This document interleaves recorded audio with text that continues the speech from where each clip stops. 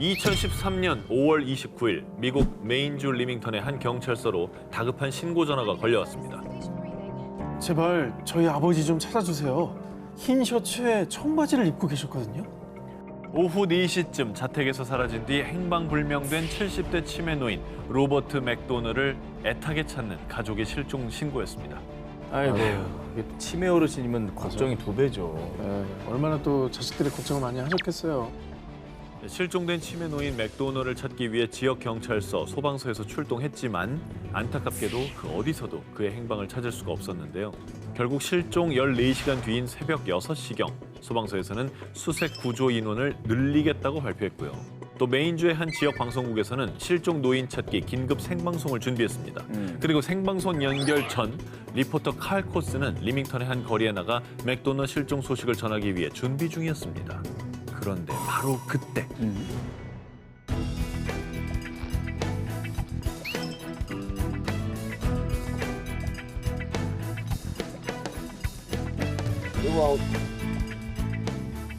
잠깐만. 뒤에 계신 거 아니야? 잠깐만. 저분 아니야? 여러분 뭔가 느끼셨습니까? 느꼈어. 지금 리포팅 해야 되는데 그분이 계속 눈에 밟히는 거야. 그죠? 흰 셔츠와 청바지. 그러니까 일단 인상 차이가 똑같잖아요. 그러니까. 네, 뭐야? 리포터 뒤로 지나간 노인이 바로 실종 노인 찾기 방송의 주인공인 로버트 맥도너였습니다. 대박이다 진짜. 와. 실종된 노인의 인상착의를 숙지하고 있던 리포터 칼 코스가 매 눈으로 길을 지나던 노인의 인상착의를 확인했고요. 그가 실종된 노인 맥도너라는 걸 알아차린 겁니다. 와, 어떻게 또 이런 우연이 있을 수 있지? 난 진짜. 말이죠. 와. 자, 그리고 이후에 긴급 편성됐던 실종 노인 찾기 방송은요. Well, sometimes timing is everything, Aaron and Shannon, and good news and a happy ending right now. The gentleman just kind of walked up behind us, and he identified himself as Bob McDonough. Of course, wardens say he has dementia here, and he's been missing for the last 16 hours. But as you can see, members... 맥도너를 찾는 내용이 아니라 16시간 동안 실종된 노인을 찾았다는 기쁜 소식으로 대신 전해졌습니다. 야, 이게 기적이다 이거 진짜. 네, 저희도 뭐 사실 살면서 실종자 전단이나 광고를 무심코 지나가는 일 많지 않겠습니까? 근데 다 눈여겨보고 기억을 또 해두는 게 되게 중요할 것 같아요. 제일 중요한 게 우리 관심이 아닌가 하는 생각이 듭니다. 집으로 돌아와줘. 실종 19, 15위 공개합니다. 실종된 아내가 남긴 마지막 메시지. 2015년 10월 실종된 지 2년 만에 마침내 가족들의 품으로 돌아온 60대 여성 제럴린 라르게이. 그런데 이 소식이 알려지며 미국 전역이 큰 슬픔에 빠지게 됩니다. 아니 아까 돌아왔다고 하지 않았어요? 그러니까 가족의 품으로 돌아오셨는데 이걸 왜 슬퍼하신 거죠? 사람들의 마음을 아프게 한 제럴딘의 이야기는 2013년 7월 그녀가 여행을 떠나며 시작됐습니다. 평소 제럴딘의 버킷리스트에 꼭 도전하고 싶은 꿈이 하나 있었는데요. 바로 에팔레치아 트레일 완주하기. 참고로 에팔레치아 트레일은 미국 조지아 북부에 위치한 트레킹 코스인데요. 무려 3,500km로 소위 목숨 걸고 도전해야 한다라고 할 정도로 험난한 곳이었습니다. 그녀는 오랜 꿈을 이루기 위해서 에팔레치아 트레일로 향했고요. 고된 순간 속에서도 끝까지 완주하기 위해서 힘겨운 하이킹을 이어갔습니다. 그런데 그만 길을 잃고만 그녀. 여보, 난 지금 길을 잃었어요. 경찰에게 연락해 주세요. 제럴드는 남편에게 급히 메시지를 보냈지만 안타깝게도 깊은 산속이라 신호가 잘 잡히지 않았죠. 안 잡힐 수 있지. 아유, 어떡해. 아유. 제럴딘이 사투를 벌이고 있던 그 시각 한편 남편 조지는 아내가 연락이 되지 않자 실종 신고를 했고요. 곧바로 대규모 경찰 수색대와 소방대원들은 제럴딘을 찾기 시작했습니다. 하지만 무려 열흘간 수많은 인력들이 투입됐지만 제럴딘은 그 어디에서도 찾을 수가 없었습니다. 아유, 이거 어떡하냐. 그렇게 아내 제럴딘이 실종된 채로 반년, 1년, 그리고 2년의 시간이 지났을 무렵 2015년 10월에 마침내 제럴딘을 찾았다는 소식이 들려왔습니다. 정말 안타깝게도 텐트 속에서 유해로 발견된 것입니다. 아유, 슬프네요, 진짜. 그런데 그녀의 유해 곁에서 조지, 이걸 꼭 읽어줘 라는 메시지와 사랑한다는 의미의 XOXO가 적힌 노트가 발견됐는데요. 내 시신을 발견하셨다면 남편 조지와 딸 캐리에게 연락해 주세요. 몇 년이 흘러도 상관없습니다. 꼭 선의를 베풀어 주세요. 죽음을 알고 있었다는 거잖아요. 그죠? 뭔가 이제 도저히 답이 없다, 가망이 없다라는 거를 직감적으로 알고 메모를 남기신 것 같습니다. 저 마음이 어땠을까요? 그러니까 그리고 제럴딘의 핸드폰에서는요. 여보, 나는 지금 등산로에서 북쪽으로 3마일 정도 떨어진 곳에 있는 것 같아. 제발 경찰에 연락해 줘. 남편에게 자신의 행방을 알리기 위해 노력했지만 끝끝내 전달되지 못한 문자들도 발견이 됐습니다. 아내의 다급하고 절박했던 순간을 뒤늦게 알게 된 남편은 하염없이 눈물만 흘렸다고 합니다. 그 가족들도 그녀가 떠난 뭐 2년이라는 시간 동안 고통 속에서 보냈을 텐데 이게 그냥 살아서 돌아오셨으면 좋았을 텐데 너무 가슴 아프네요.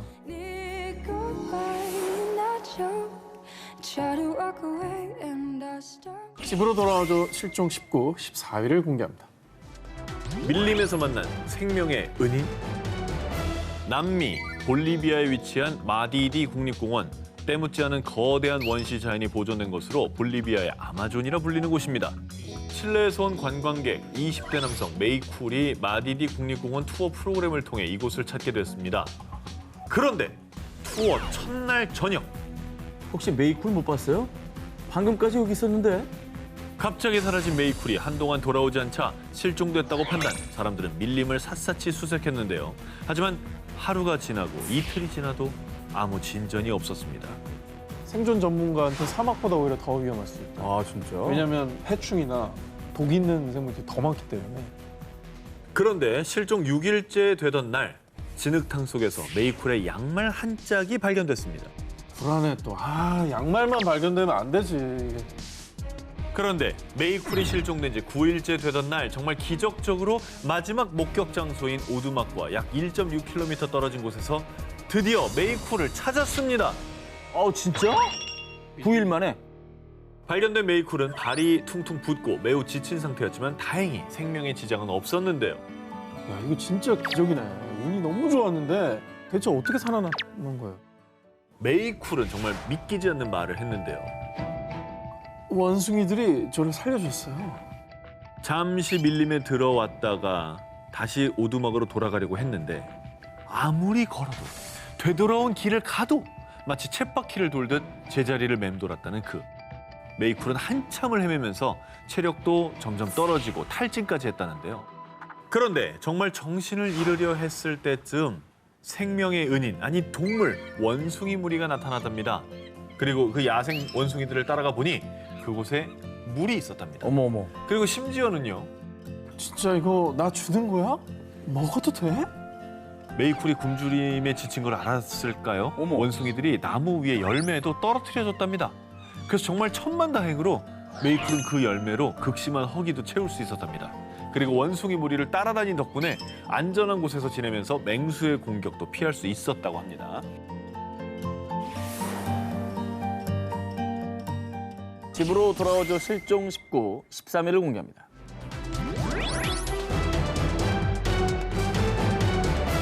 기자님들 택배 자주 이용하시죠? 특히나 요즘 같은 시대에는 택배 없으면 어떻게 살아남을지 모를 정도로 정말 자주 이용합니다.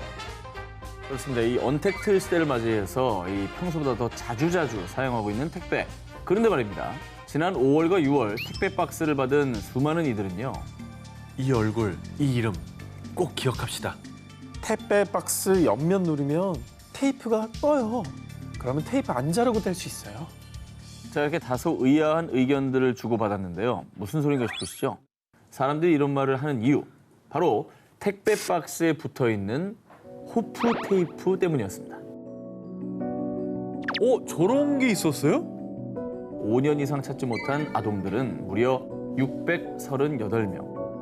600명이 넘어요. 장기 실종 아동이 이렇게 많은지 전 몰랐고요. 정말 가슴 아프네요. 그래서요, 경찰청과 우정사업본부에서 2020년 5월 25일 세계 실종 아동의 날을 맞이해 장기 실종 아동에 대한 관심을 높이고 또 실종 아동 찾기에 희망이 될 수 있는 세상에서 가장 특별한 테이프, 호프 테이프를 제작한 겁니다. 호프 테이프를 자세히 보면요. 장기 실종 아동 28인의 실종 당시 모습과 나이 변한 몽타주로 재현한 현재 추정 모습, 그리고 실종 장소, 신체 특징 등의 주요 정보가 담겨 있습니다. 이 호프 테이프는요, 지난 5월 20일부터 약 한 달간 서울 지역 22곳의 총괄 우체국에 비치돼서요, 방문 택배를 이용하는 분이라면 누구나 사용할 수가 있습니다. 그리고 H특배사와도 협력해서요, 인터넷에서 구매한 배송 택배 물품에도 호프 테이프를 부착해 발송했는데요. 이렇게 실종 아동의 소중한 정보를 담은 택배는 무려 약 62만 개가 배송된 걸로 추정된다고 합니다. 점점 더 장기 실종자에 대한 어떤 관심이나 사회적인 어떤 배려가 줄어든 것 같은데 이런 계기를 통해서 다시 한번 관심을 갖도록 한 아주 멋진 아이디어인 것 같다는 생각이 듭니다. 자, 이어지는 특종. 2017년 국내 B사의 아기 물티슈 캡에 의문의 QR코드가 등장을 했는데요. 스마트폰으로 이 QR코드를 스캔하면 앱 다운로드 화면이 뜨는데요. 대체 이 앱의 정체가 뭐냐? 바로 경찰청이 만든 안전 드림 앱입니다. 지난 2012년부터 18세 미만 아동, 지적장애인, 치매 질환자의 실종을 대비해서 지문과 사진, 인적 사항 등을 등록해 놓는 지문 사전 등록제가 시행이 됐는데요. 기존엔 지구대 방문에 직접 지문과 사진을 등록해야 했지만요. 요 안전 드림 앱을 다운로드하면 좀 더 간편하게, 쉽게 지문 또 사진 등록을 할 수가 있습니다. 또 실종자 검색과 실종자 신고까지 가능하다고 합니다. 이건 정말 간편해서 많은 분들 하실 것 같아요. 경찰청 조사에 따르면 사전 등록을 하지 않았을 때는 미아를 발견하기까지 평균 56시간 정도가 소요가 됐지만요. 반면 이 지문 등의 정보를 사전에 등록했다면 평균 1시간 이내 미아를 찾을 수 있게 됐다고 합니다. 해야 되겠네요. 2016년 31%에 그쳤던 지문 사전 등록이 경찰청 홍보, QR코드 캠페인 등으로 매년 참여율이 조금씩 늘어서요. 약 50%까지 증가했다고 합니다. 이거 진짜 좋은 팁이네요. 바로 앱 다운로드를 해서 이제 우리 딸도 좀 등록을 해놔야 되겠다는 생각이 듭니다. 오늘 바로 등록하시기 네, 알겠습니다. 사실 어린 자녀들은 개월수에 따라서 얼굴이 달라지니까 주기적으로 사진을 업데이트 해주는 것도 중요할 것 같아요. 뭐 지문이야 바뀌지 않더라도 사진 정보 같은 거는 꾸준히 좀 해주면 좋을 것 같습니다. 좋은 아이디어네. 우리 아이, 내 가족을 지킬 수 있는 방법입니다. 안전 드림 앱 꼭 기억해 주시기 바랍니다. 집으로 돌아와줘 실종 19, 11위 공개합니다. 러시아 잠수의 여왕 실종 사건. 41개의 세계 기록 달성. 9분의 무호흡을 기록한 여성. 자, 인간의 한계를 넘어선 숨막히는 도전. 세계에서 가장 위대한 프리다이빙의 여왕이 있었습니다. 러시아의 세계 챔피언 나탈리아 몰차노바. 자, 그런데 말입니다. 세계 신기록을 기록했던 잠수의 여왕이 그만 물속에서 실종되는 사건이 발생했는데요. 아이고. 어떻게 해요? 자, 2015년 8월 2일 몰차노바는 지중해 포르멘테라 섬 해안에서 다이빙 레슨을 하고 있었습니다. 그녀는 평소처럼 잠수복을 입고 하강이 용이하도록 다이빙 장비를 착용한 뒤 바닷속으로 입수했는데요. 그런데 왜 이렇게 안 올라오지? 자, 입수한 지 한참이 되었는데도 몰차노바가 물 밖으로 나오지를 않는 겁니다. 이에 동료들이 입수를 해서 찾아봤지만 그 어디에서도 찾을 수가 없었죠. 결국 해양경비대와 500m 해저까지 탐지 가능한 잠수 로봇까지 동원돼 수색했지만 끝내 그녀를 찾을 수 없었는데요. 이에 전 세계 언론들은 세계 최고 프리다이버의 실종, 심해로 사라진 프리다이빙 챔피언이라며 대대적으로 몰차노바의 실종 사건을 보도했습니다. 근데 선수였기 때문에 그렇죠. 이 사고가 나도 좀 잘 대처하지 않았을까 하는 생각도 드는데 어떻게 된 겁니까 이게? 당시 단순 사고라고 종결짓지를 못했던 게 세계 신기록을 보유했던 프리다이빙 선수였기 때문에 그러니까. 그녀의 실종 사건에 대한 여러 의문들이 제기됐었는데요. 자, 첫 번째입니다. 혹시 몰차노바가 급류에 휘말린 건 아닐까라는 의견이었는데요. 하지만 당시 기상에는 큰 이변이 없었다고 하고요. 두 번째, 몰차노바가 위험한 암초 지역에 걸린 건 아닐까였는데 하지만 바다의 암초 사이에 몸이 끼어 나오지 못한 것이라면은 시신이 발견되거나 구조 도중에 눈에 띄었어야 되는데 그렇죠. 그렇지가 않았고요. 그리고 당시 수심은 30에서 40m, 숨을 참고 자명할 수 있는 깊이가 최대 101m나 됐던 그녀에겐 어렵지 않은 코스로요. 몰차노바가 깊은 수심까지 잠수했다가 당황해서 물속에서 길을 잃었다고 보기에도 납득이 가지 않았습니다. 의문만 남긴 채 시내로 사라진 잠수의 왕 몰차노바. 그녀의 아들 알렉세이는 엄마를 바다에 놓아주며 이런 추모의 말을 남겼습니다. 엄마는 바닷속에 계실 것 같아요. 바다를 가장 좋아하셨으니까요. 집으로 돌아와줘 실종 19 10일을 공개합니다. 하늘의 퍼스트 레이디 실종 사건. 1932년 대서양을 횡단한 최초의 여성 비행사. 1935년 하와이에서 미국을 비행한 최초의 여성 비행사. 하늘에 화려한 기록을 수놓으며 하늘 위의 퍼스트 레이디로 불린 미국의 전설의 비행사 어밀리아 에어하트. 1937년 6월 1일 전 세계인들의 뜨거운 관심 속에 세계 일주 비행을 위해 항법사 프레드 누난과 함께 미국 캘리포니아에서 출발한 비행사. 그런데 약 한 달 뒤인 7월 2일 동경 157도, 남이 33도 7분 상공을 비행 중이다. 다음 경유지인 남태평양의 하울랜드 섬으로 향하던 어밀리아. 하지만 그녀는 이 무선을 끝으로 태평양 한가운데서 그만 실종되고 말았습니다. 아휴, 당시 루즈벨트 대통령의 지시 아래 미 해군의 항공모함 4척의 구축함, 60여 대 비행기 등 2주간의 대규모 수색이 벌어졌지만 그녀의 흔적은 어디에서도 찾을 수 없었고요. 어떡해. 결국 약 2년 후인 1939년 미 해군은 연료 부족으로 인한 해상 추락사라고 발표하며 공식적으로 사망 처리를 했습니다. 정말 안타까운 소식이네요. 그런데 이듬해인 1940년경 어밀리아가 실종된 태평양 인근의 무인도 니쿠마로로에서 어밀리아의 것으로 추정되는 유골이 발견됐는데요. 그곳에서 여성용 신발, 화장품 등도 함께 발견되며 정황상 이 유골이 어밀리아의 것이라고 추측했습니다. 하지만 당시 유골을 검사한 박사는 키가 작은 유럽계 남성의 유골이라고 발표하며 다시 논란이 수그러들었죠. 당시에 과학적으로 이렇게 뭐 유전자 검사 이런 게 한계가 좀 있었잖아요. 그렇죠. 지금의 어떤 기술로 다시 한번 해보면 안 될까라는 의심도 지금 드는데. 기술로 하면 뭐 정확하죠. DNA 검사를 하니까.